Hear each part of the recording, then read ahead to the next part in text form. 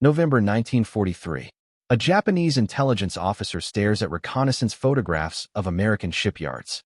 He counts the carriers under construction, then counts again. 17 aircraft carriers being built simultaneously. His handwritten report to Naval General Staff includes a single word in the margin: impossible. But the photographs don't lie. In the 18 months since Midway, Japan has completed 0 fleet carriers. America has launched 14. The math is brutal. Every 7 weeks, another Essex-class carrier slides into the water. Japan needs 2 years to build one comparable vessel. This isn't a war anymore. It's industrial annihilation.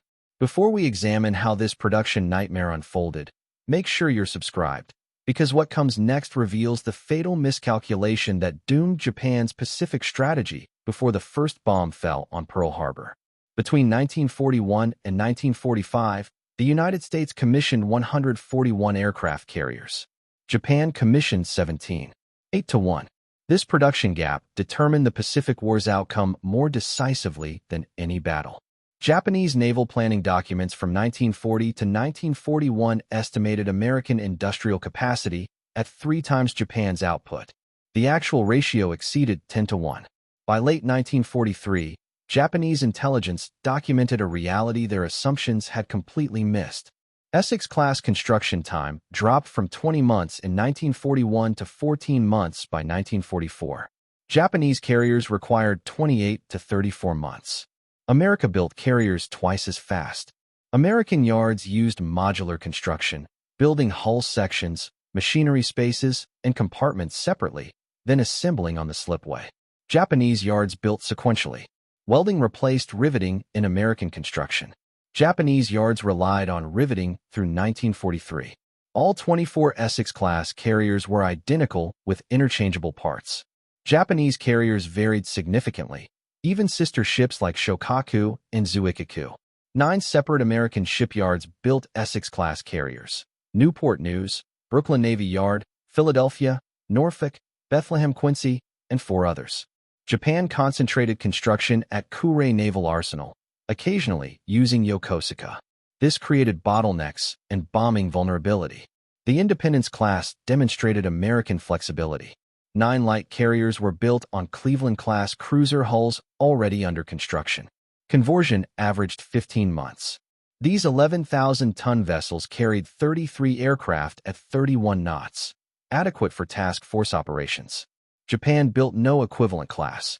All 9 commissioned between January 1943 and January 1944. Escort carriers represented mass production at extreme scale. Built on merchant hulls, Kaiser's Vancouver yard completed them in 3 months. Total American production, 122 vessels. Kaiser alone produced 50. Japan built 7 escort carriers total. By December 31, 1943, the U.S. Navy had commissioned 13 Essex-class, 9 Independence-class, and 57 escort carriers, 79 carriers in 24 months.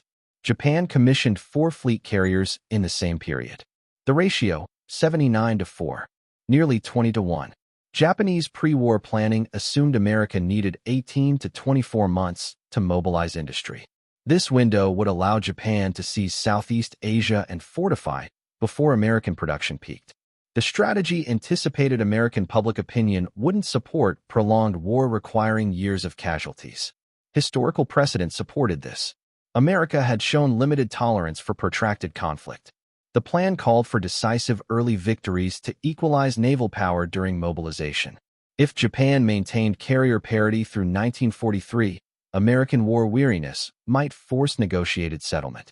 These assumptions were documented in planning papers presented to Emperor Hirohito in September and November 1941. May 1941, Japanese Navy estimated American steel production at 60 million tons versus Japan's 7 million. Accurate. They assumed American inefficiency would offset the advantage. Wrong. By 1943, America produced 89 million tons, Japan 8 million, 11-1, not 8-1. Carrier estimates were worse. The Navy Ministry projected 3 American carriers annually under wartime conditions. Actual 1943 production: 8 fleet carriers, 9 light carriers, 44 escort carriers. A September 1941 assessment from Admiral Yamamoto, Commander-in-Chief of the Combined Fleet, stated, "If ordered to fight, I can guarantee wild victories for 6 months to a year. After that, I have no expectation of success." Yamamoto had served as naval attaché in Washington and studied at Harvard. He understood American industrial scale. The warning didn't alter planning. Yamamoto's prediction proved accurate. Japan's offensive succeeded through mid-1942, 6 months. After Midway in June 1942, strategic initiative shifted permanently. Japanese naval aviation emphasized elite pilot training lasting 2 to 3 years. Annual production, roughly 400 carrier pilots. American training prioritized volume. Basic qualification took 6 months. Production reached 10,000 naval aviators in 1942, increasing to 20,000 in 1943. Japan treated pilots like craftsmen requiring long apprenticeship. America treated pilots like factory workers trained for specific tasks using standardized procedures. Combat exposed the vulnerability. Elite Japanese pilots killed at Coral Sea and Midway couldn't be quickly replaced. American losses didn't degrade capability because replacements arrived continuously. Japanese intelligence tracked American construction through signals intercepts, submarine reconnaissance, and neutral ship captains. By early 1943, sources confirmed rapid carrier production. March 1943 intelligence reported 8 Essex-class carriers operational, 6 more building. The Naval General Staff questioned the numbers until independent sources confirmed them. Staff analyses calculated that at current production rates, the U.S. would achieve 3-to-1 carrier superiority by mid-1944. Midway in June 1942 destroyed 4 Japanese fleet carriers: Akagi, Kaga, Soryu, Hiryu. 1/3 of Japan's carrier force.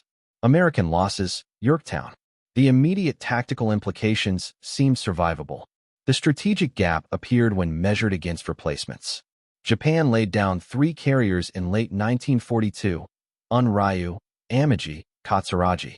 Completion, late 1944. America commissioned Essex in December 1942, 6 months after Midway. By June 1943, America had commissioned 6 fleet carriers and 4 light carriers, 10 in 12 months. Japan, 0. The 4 Midway losses remained unreplaced for over 2 years. By November 1943, American carrier strength reached decisive proportions. The Gilbert Islands invasion employed 6 Essex-class and 5 Independence-class carriers in Task Force 50. 11 carriers in one operation. Japan's combined fleet could deploy 7 operational carriers total: Zuikaku, Shokaku, Junyo, Hyo, Ryuho, Zuho, Chiyoda. Not all available simultaneously. Americans committed 11-to-1 operation while maintaining additional carriers elsewhere. No Japanese tactical success could overcome this numerical reality.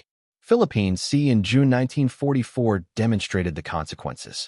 Japan committed 9 carriers with 430 aircraft.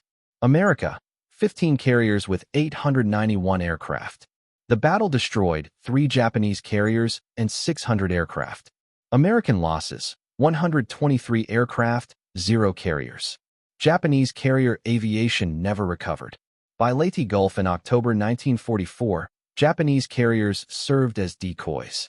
Zuikaku, Zuho, Chitose, Chiyoda were sunk carrying only 108 aircraft combined, 27 per carrier, 1/3 of capacity. The carriers died as empty shells because Japan couldn't replace Philippine Sea losses. American carrier production continued through 1945. Total, 24 Essex-class, 9 Independence-class, 122 escort carriers, 155 vessels. Japan's wartime production, 17 carriers, 7 fleet, 5 light, 5 escort. Production ratio, 9-to-1. By displacement tonnage, the gap widened. Essex-class displaced 27,500 tons. Total tonnage, 660,000 tons. Japan's entire carrier production displaced 220,000 tons. Tonnage ratio, 3-to-1. Including escort carriers, American tonnage exceeded 1.8 million tons versus 220,000, 8-to-1. American carriers operated in task groups of 4 to 6 ships, concentrating for major strikes or dispersing for raids. Japan never achieved this flexibility after Midway. Every carrier loss was strategic catastrophe. America could lose carriers without strategic impact. Hornet and Wasp sank in 1942. Liscum Bay in November 1943. Princeton at Leyte Gulf in October 1944. Each loss was tactical setback, not strategic disaster. Replacements were already at sea. American commanders could accept risk because losses were replaceable. Japanese commanders became cautious because losses were permanent. The industrial gap appeared across categories. American aircraft production in 1944, 96,318 planes. Japan, 28,180. Ratio, 3.4 to 1. Pilot training. America trained 58,000 naval aviators during the war. Japan trained 18,000. Carrier aircraft production. America produced 35,000 carrier-capable aircraft. Japan produced 8,000. The F-6F Hellcat achieved a 19-to-1 kill ratio. Production, 12,000 units. Japan 0 was never adequately replaced. Total production, 10,939 across all variants. American GDP in 1941, $1.1 trillion. Japan's GDP, $200 billion. The economy was 5.5 times larger. By 1945, American GDP reached $1.6 trillion. Japanese GDP declined to $160 billion due to bombing and blockade. Ratio, 10 to 1. America devoted 40% of GDP to war production at peak. Japan devoted over 60% of its smaller GDP to military spending. Despite greater proportional effort, Japan's absolute production remained far below American levels. No amount of fighting spirit could overcome this economic reality. The doctrine of decisive battle, Kantai-Kessen, called for preserving the fleet until a climactic engagement under favorable conditions. This made sense when both sides possessed similar strength. Against an enemy producing carriers faster than they could be sunk, it became suicidal. After mid-1943, no single battle could equalize the carrier balance. Even a complete Japanese victory sinking 10 American carriers would only delay American supremacy by 4 months at 1,943 production rates. Japan needed a 10-to-1 exchange ratio to maintain parity. Actual combat favored America. The strategic situation was hopeless. Kaiser's Richmond Yard launched escort carriers using prefabricated modules built in separate facilities. Hull sections arrived by barge and rail for assembly. Launched to commissioning, 90 days. The yard used workers who had never built ships before 1941. Training took weeks. Japanese shipbuilding relied on skilled workers trained through apprenticeship. These workers were irreplaceable. American shipbuilding broke complex tasks into simple steps. Workers became interchangeable. This philosophy extended beyond ships. American military production systematized warfare, treating weapons like consumer goods.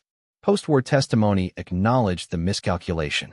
Admiral Toyoda Somu, Navy Chief of Staff in 1945, testified that Japanese planning completely failed to anticipate American industrial capacity.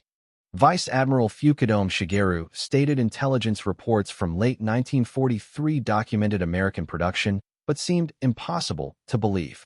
Captain Fukuda Mitsuo, who led the Pearl Harbor attack, wrote that American carrier construction made our victory at Pearl Harbor strategically meaningless within 18 months.